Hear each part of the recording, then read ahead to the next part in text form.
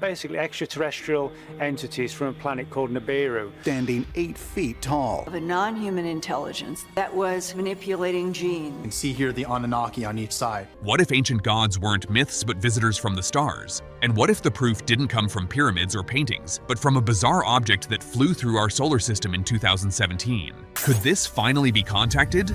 Chapter 1. Whether they've already been here? Aliens, extraterrestrial beings, are non-human life forms from outside Earth have captured the human imagination for centuries. From ancient myths and religious texts to modern science fiction, we've always wondered, are we alone in the universe? But the concept of aliens isn't just limited to little green men flying saucers over Nevada.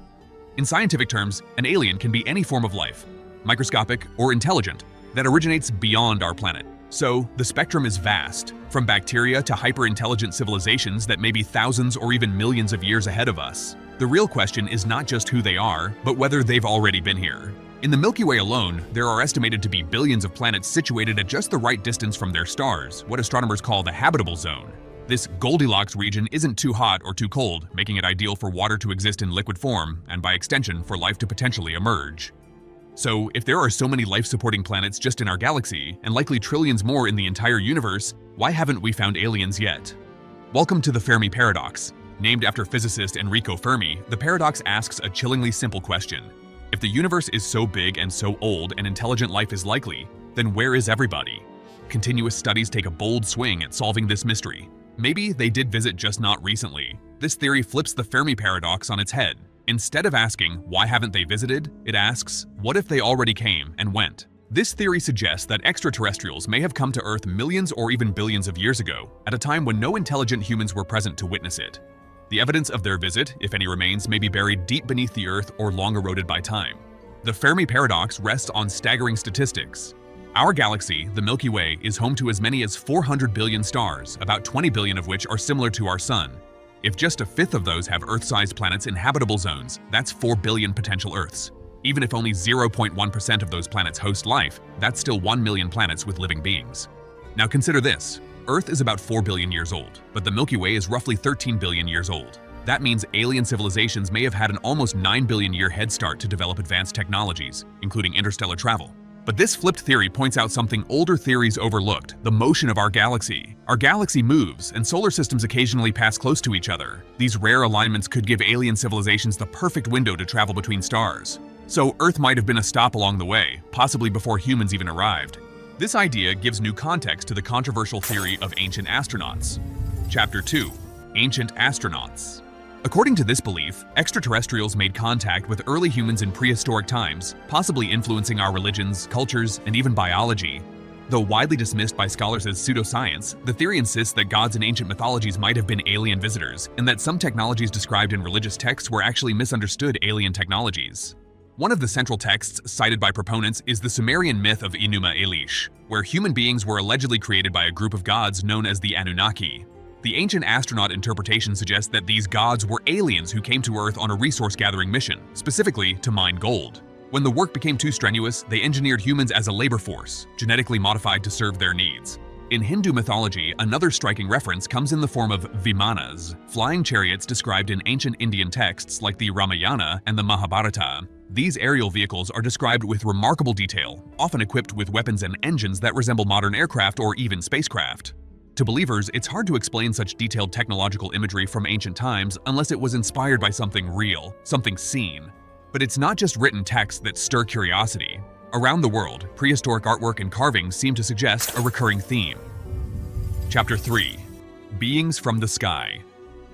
In Australia, the Wandjina rock art features figures with large helmet-like heads and dark circular eyes, shapes eerily similar to modern depictions of astronauts. In Italy's Valcamonica Valley, ancient petroglyphs show figures that some say look like people in spacesuits. These interpretations, while highly controversial, add fuel to the theory that early humans were documenting extraordinary encounters with non-human visitors. However, art historians caution that such elements are religious symbols typical of the era, representations of divine light or spiritual presence, not flying saucers. Perhaps the most visually striking evidence comes from the air, the mysterious Nazca lines of Peru. Sprawled across the desert floor are hundreds of geoglyphs, animals, humanoid figures, and long, straight lines, many of which are only fully visible from the air. How and why these massive designs were made remains a subject of debate.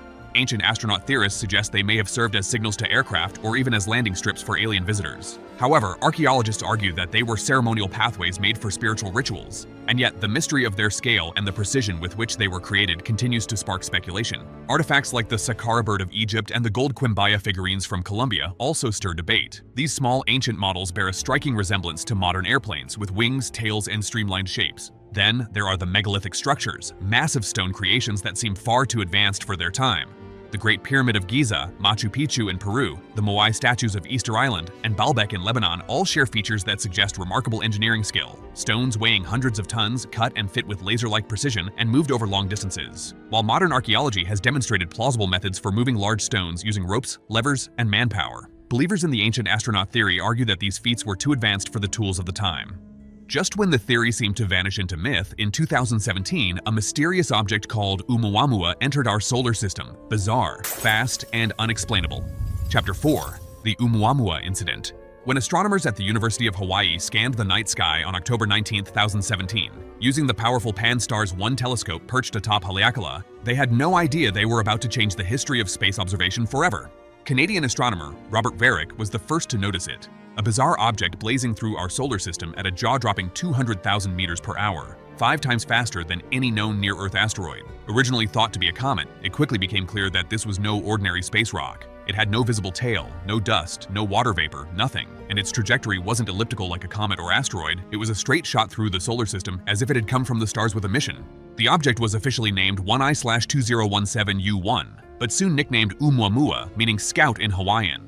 Based on how its brightness changed, scientists inferred that it was either long and cigar-shaped or flat like a pancake. It was roughly the size of a city block, and yet somehow remained completely silent and stealthy, baffling experts everywhere.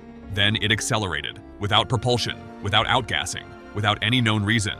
Gravity alone couldn't explain it. Scientists scrambled for answers. Then Harvard astrophysicist Avi Loeb dropped the mic. He proposed something that made headlines around the world. Oumuamua wasn't a rock at all. It could be an alien probe, a light sail driven by radiation pressure from the sun. In other words, something built, a craft so thin, less than 1 millimeter thick, that it glided silently on solar wind. Not natural, not random, intentional.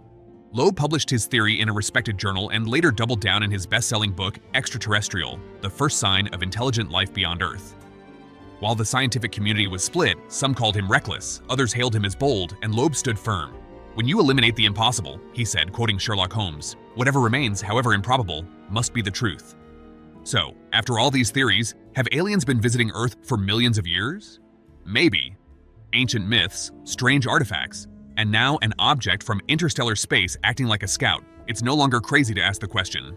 With billions of habitable planets, intelligent life is not just possible, it's probable. And if even one of those civilizations mastered interstellar travel long ago, why wouldn't they have come here? Drop your thoughts in the comments. Did we already meet the visitors, or are they still on their way? Let's discuss.